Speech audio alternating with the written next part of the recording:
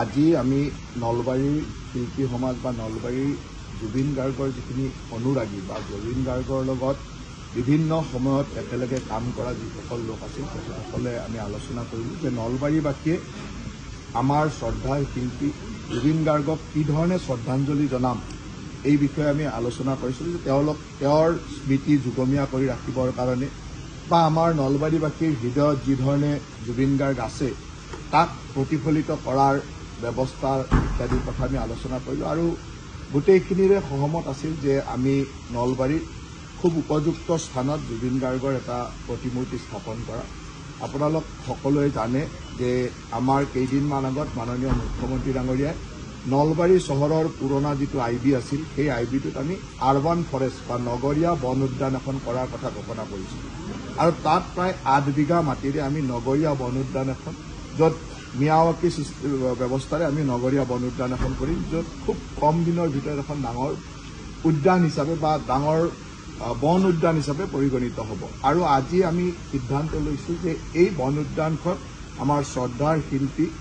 জুবিন গাৰ্গৰ নামত নামাকৰণ কৰা আৰু তাতেই সেই বন উদ্যানতে জুবিন গাৰ্গ ডাঙৰীয়া এটা প্ৰতিমূৰ্তি আৰু সুন্দৰ প্ৰতিমূৰ্তি এটা ফুল পূৰ্ণ অৱয়ৱৰ প্ৰতিমূৰ্তি এটা কৰাৰ আমি সিদ্ধান্ত লৈছোঁ আৰু সেই বন উদ্যানখনে জুবিন গাৰ্গ বন উদ্যান হিচাপে নগৰীয়া বন উদ্যান হিচাপে নামাকৃত হ'ব।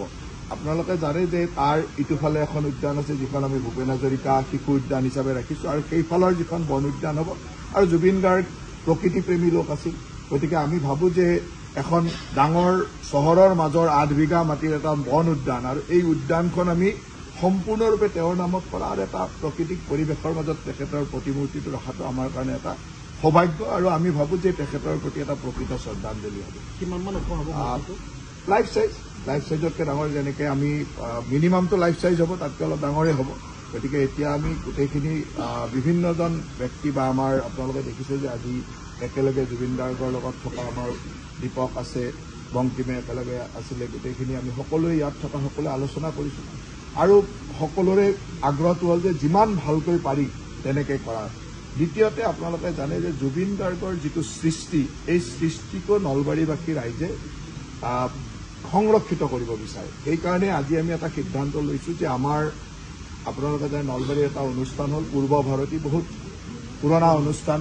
আপোনালোকে বহুদিনীয়া এটা অনুষ্ঠান যথেষ্ট সা সম্পত্তিও আমাৰ আছিল বিভিন্ন ধৰণৰ ব্যৱস্থা আছিল এই পূৰ্ব ভাৰতীত বৰ্তমান মই সভাপতিৰ দায়িত্বত আছোঁ। পূৰ্ব ভাৰতীৰ এটা সংগ্ৰহালয় আছে আপোনালোকে জানে যে আগতে এটা আমাৰ মিউজিয়াম আছিল এইবাৰ আমি পূৰ্ব ভাৰতীৰ জৰিয়তে এটা জুবিন গাৰ্গৰ গীতৰ সংগ্ৰহালয় মিউজিকৰ তেওঁৰ গোটেই গানৰ এটা মিউজিয়াম আমি কৰিব বিচাৰিছোঁ যিটোত তেখেতে যি 38,000 গান গাইছিলে যিমান পাৰোঁ আমি তাত সংৰক্ষণ কৰিম বিভিন্ন ব্যৱস্থাৰ মাজে এই গোটেইখিনি দায়িত্ব আমাৰ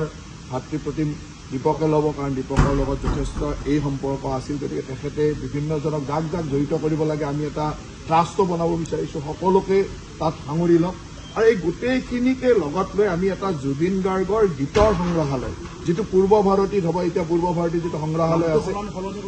পূৰ্ব ভাৰতীৰ সংগ্ৰহালয়টো আছে তাৰ লগত এটা জুবিন গাৰ্গৰ গীতৰ সংগ্ৰহালয় হ'ব য'ত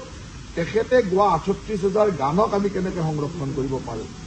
গানবিলাকৰ হিষ্ট্ৰী যে কোন সময়ত গাইছিল কেতিয়া গাইছিল কোন ষ্টুডিঅ'ত গাইছিল কি হৈছিলে এই ধৰণৰ তথ্য পাতি লৈ আমি এটা আৰু যিকোনো মানুহে জুবিন গাৰ্গৰ গানৰ ওপৰত যাতে ৰিচাৰ্চ কৰিব বিচাৰিলে তেওঁৰ গানৰ ওপৰত কিবা তথ্য বিচাৰিলে লগে লগে নলবাৰীলৈ আহি পাব পাৰে তেনেকুৱা ধৰণৰ এটা গানৰ সংগ্ৰহালয় জুবিন গাৰ্গৰ গানৰ সংগ্ৰহালয় এইটো যথেষ্ট কঠিন কাম তাৰ কাৰণে আমি এটা ট্ৰাষ্ট বনাম তাৰ লগত আমি গোটেইসকলক জড়িত কৰিম ভাতৃপ্ৰতিম দীপকে গোটেই দায়িত্বটো লৈ কাক জড়িত কৰিব লাগে নলবাৰীৰ বহু মানুহে তেওঁৰ লগত জড়িত আছিল অসমৰ বিভিন্ন অঞ্চলত বিভিন্ন মানুহ আছে তেওঁলোকৰ লগত জড়িত কৰি গানসমূহ মাত্ৰ আনি ইয়াত সংৰক্ষণ কৰিব লাগে আৰু তাৰ কাৰণে যি অত্যাধুনিক ডিজিটেল ব্যৱস্থা লাগিব কাৰণ এইটো ডিজিটেলি আমি কৰিব লাগে সেই ব্যৱস্থাবিলাক আমি কৰিম সেইটো আমি গোটেইখিনিয়ে লগ হৈ কৰিম আৰম্ভ হ'ল বুলিয়ে ধৰক এতিয়া আজিৰ পৰা দীপকৰ দায়িত্ব হৈ গ'ল যে কিমান গান সংৰক্ষণ কৰিব পাৰে তাৰ কাৰণে যি ব্যৱস্থা লাগিব ডিজিটেলি ছেভ কৰিবৰ কাৰণে তাৰ যিটো আন্তঃগাঁথনি লাগিব সেই আন্তঃগাঁথনিখিনি আমি ইমিডিয়েটলি পাৰ্চেছ কৰিম ইমিডিয়েটলি তাত ৰখাৰ ব্যৱস্থা কৰিম আৰু যেতিয়াই গানৰ এটা সংখ্যা আহিব তেতিয়া পাব্লিকৰ কাৰণে ধুনীয়াকৈ তাত এটা ব্যৱস্থা ৰাইজৰ সন্মুখলৈ নিয়াৰ আগতেতো মিনিমাম 5,000 10,000 গানটো আহিব লাগিব গতিকে সেই প্ৰথম আজিৰ পৰা কাম আৰম্ভ হ'ল যিদিনাখন 5-10 হাজাৰ গান আহিব একেলগে 38,000 গান আহিব নোৱাৰে কিন্তু আমি ভাবো যে 2-3 মাহৰ ভিতৰত 5000 গানটো আনিব পাৰিম 5000 গান যিদিনাখন আনিব সিদিনাখন আমি ৰাইজৰ কাৰণে মুকলি কৰিম লাহে লাহে গান বাঢ়ি গৈ থাকিব যাতে 38000 গানে আমাৰ লক্ষ্য যে 40টা ভাষাত গোৱা 38000 গানে আমি সংৰক্ষণ কৰিব পাৰোঁ এইটো আমাৰ দ্বিতীয় চেষ্টা থাকিব তাৰ লগে লগে বিভিন্নজনৰ বিভিন্ন পৰামৰ্শ আছে যে জুবিন গাৰ্গক আমি কেনেকৈ আৰু মানে স্মৃতি জীয়াই ৰাখিব পাৰোঁ সেই কথাখিনি আমাৰ মাজত থাকিব তৃতীয়তে আমি ইতিমধ্যে আমাৰ আয়ুক্ত ডাঙৰীয়াই জুবিন গাৰ্গৰ চিতাভস্মৰ কাৰণে আবেদন কৰিছে যে নলবাৰীলৈ চিতাভস্ম আনিব লাগে আৰু মই আশা ৰাখোঁ যে নলবাৰী জিলা প্ৰশাসনলৈ বা নলবাৰী জিলালৈ জুবিন গাৰ্গৰ চিতাভস্ম আহিব চিতাভস্ম অহাৰ লগে লগে আমি চিতাভস্মক খুব সুন্দৰ ঠাইত সংৰক্ষিত ৰাখি অহা মাহৰ মানে অহা অক্টোবৰ মাহৰ 19 তাৰিখে যিদিনাখন তেখেতৰ মৃত্যুৰ 1 মাহ হ'ব 1 মাহ হোৱাৰ দিনাখনে আমি এটা ৰাজহুৱা শ্ৰদ্ধাঞ্জলি ৰাখিম যি অঞ্চলত আমি জুবিন গাৰ্গৰ বনগৰীয়া বন উদ্যানখন বনাব বিচাৰিছোঁ সেই বন উদ্যানতে আমি তেওঁৰ ৰাজহুৱা শ্ৰদ্ধাঞ্জলি ৰাখিম ৰাইজে তাত ৰাজহুৱা শ্ৰদ্ধাঞ্জলি দিব পাৰিব যিমানে দিয়ে আমি 2-3 ঘণ্টা তাত ৰাজহুৱা শ্ৰদ্ধাঞ্জলি ৰাখি তাৰ পৰা আমি শোভাযাত্ৰা কৰি আমি পাগলাদিয়াত আমি বিসৰ্জন কৰিম গতিকে সেই ধৰণৰ এটা কাৰ্যসূচী আমি অহা 19 তাৰিখে ভাবি থৈছোঁ তাত ডিপেণ্ড কৰিব যে চিতাভস্ম আহি পোৱাটো আৰু চিতাভস্ম তাৰ আগতে আহিবই ইয়াক আমি কেইটামান দিন হয়তো আয়ুক্ত ডাঙৰীয়াই সুৰক্ষিত ঠাইত সংৰক্ষণ ৰাখিব আৰু অহা মাহৰ 19 তাৰিখে আমি তেখেতৰ মৃত্যুৰ এমাহৰ দিনাখনে আমি এই ৰাজহুৱা শ্ৰদ্ধাঞ্জলি দিয়া আৰু পাগলাদিয়া নদীত তাৰ বিসৰ্জন দিয়া কামটো কৰিম এই একেলগে যিটো ট্ৰাষ্ট হ'ব জুবিন গাৰ্গৰ লগত জড়িত সকলো মানুহক জড়িত কৰি কি ধৰণৰ আৰু পৰামৰ্শ আহে এই পৰামৰ্শবিলাক আমি ৰূপায়ণ কৰি যাম আৰু এইটো আমি এটা কথা কৰিছোঁ যে ব্যক্তিগতভাৱে মই বিধায়ক বা মন্ত্ৰী বুলি নহয় আমি নলবাৰীবাসী একলগ হৈ পৰিম যি কৰিম মই নলবাৰীৰ সেইকাৰণে গোটেইখিনি জুবিন গাৰ্গৰ লগত জড়িত সকলোকে মাতিছোঁ আৰু নলবাৰীবাসী আমি একলগ হৈ সিদ্ধান্ত ল'ম সিদিনাখন নলবাৰীবাসীক মই ধন্যবাদ দিছোঁ যে ইমান সুশৃংখলিতভাৱে 10,000তকৈ অধিক জনতা ওলাই আহিছে ৰাইজ ওলাই আহিছে সুন্দৰভাৱে শ্ৰদ্ধাঞ্জলি জনাইছে মৌন সমদল কৰি শ্ৰদ্ধাঞ্জলি ইয়াতকৈ ডাঙৰ ট্ৰিবিউট মানে ইমান ধুনীয়াকৈ নলবাৰীবাসীয়ে শ্ৰদ্ধাঞ্জলি জনাইছে যিটো আজি সকলোৱে কৈছে যে হয় নলবাৰীত খুব সুন্দৰ হৈছে গতিকে মই নলবাৰীবাসীক তাৰ কাৰণে ধন্যবাদ দিছোঁ নলবাৰীবাসীৰ জুবিন গাৰ্গৰ প্ৰতি থকা যিটো মৰম যি শ্ৰদ্ধা এই কথাখিনি এই ব্যৱস্থাটোৰ মাজত বা এই শ্ৰদ্ধাঞ্জলিৰ মাজত ওলাই আহিছে আৰু মই যিকেইটা আমি দায়িত্ব ভাবিছোঁ এই কামখিনিয়ে নলবাৰীবাসীয়ে সকলোৱে মিলি খুব সুন্দৰভাৱে কৰিম বুলি কয় এতিয়া আমি এই 3টা কথা ভাবিছোঁ তাৰপিছত আমাৰ বিভিন্ন কাৰণ আমাৰ এখন গোটেই জড়িত মানুহখিনিৰ এখন সমিতি বা ট্ৰাষ্ট এটা হ'ব তেওঁলোকে কি ধৰণে আলোচনা কৰে কিন্তু মই ভাবোঁ যে এই 3টা কামটো আমি ইমিডিয়েটলি কৰিম তাৰপিছত তেখেতসকলৰ পৰামৰ্শ থাকিব আমি কৰি গৈ থাকিম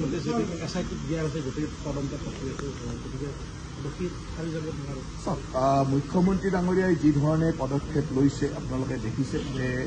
কোনো দোষীয়ে হাৰি যোৱাৰ কথা আহিবই নোৱাৰে আৰু মুখ্যমন্ত্ৰী ডাঙৰীয়াই কৈছে যে আমি এতিয়া SIT গঠন কৰিছোঁ SITয়ে গোটেইখিনি চাব যদি SITৰ ওপৰতো আমাৰ ক'ৰবাত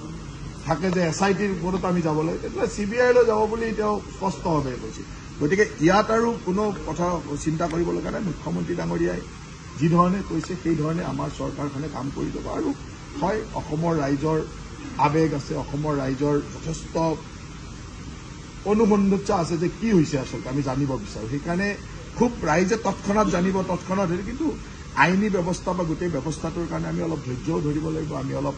এনেকুৱা হ'ব নালাগে যে যিটো বস্তু আমি বিচাৰিছোঁ সেইটো আমি পাব লাগে জুবিন গাৰ্গৰ মৃত্যুৰ ন্যায় বিচাৰিছোঁ আমি ন্যায়টো পাব লাগে ন্যায়টো পাবৰ কাৰণে যি কৰিব লাগে অসম চৰকাৰে সিমানেই কৰিব আমি অসমৰ জনসাধাৰণে যি কৰিব লাগে সিমানেই কৰিব সিমানটো কৰিবৰ কাৰণে চৰকাৰ আৰু অসমৰ জনসাধাৰণ একেলগে আছে এতিয়ালৈকেতো আমি আজিৰ যিটো কথা আলোচনা কৰিলোঁ আমি গোটেইখিনি আলোচনা কৰি আমি 3টা সিদ্ধান্ত দিছোঁ তাৰ লগত এইটোও কৈছোঁ যে আমাৰ বাকী কিবা কৰিব লাগিলে আমি সকলোৱে আলোচনা কৰিব পাৰোঁ মই অকলে লোৱা সিদ্ধান্তও নহয় আমি নলবাৰীৰ ৰাইজ নলবাৰীৰ যিসকল মানুহ জুবিন গাৰ্গৰ লগত জড়িত তেওঁলোকে বহি লোৱা সিদ্ধান্ত পিছত যদি আৰু কিবা সিদ্ধান্ত ল'ব লাগে সেইখিনি আমি সিদ্ধান্ত ল'লেহে মই ক'ব পাৰিম মই আজি লোৱা সিদ্ধান্তখিনি আপোনালোকক জনাইছোঁ এইটো বিদেশৰ পৰা অহা কথা গতিকে তাৰ এটা ছিষ্টেম থাকিব আৰু যেহেতু আমি গুৱাহাটীতো মৰণোত্তৰ পৰীক্ষা কৰিছোঁ গতিকে 2টা প্ৰতিবেদন আহিব ইয়াৰ এই মৰণোত্তৰ প্ৰতিবেদনেই হওক বা দোষীক প্ৰকৃত দোষীক ধৰিবৰ কাৰণে চৰকাৰে লোৱা ব্যৱস্থাৰ ক্ষেত্ৰত মুখ্যমন্ত্ৰী ডাঙৰীয়াৰ ওপৰত আমি সকলোৱে বিশ্বাস ৰাখিব লাগে আৰু মুখ্যমন্ত্ৰী ডাঙৰীয়াই যি সবল পদক্ষেপ লৈছে ইয়াৰ পৰা আমি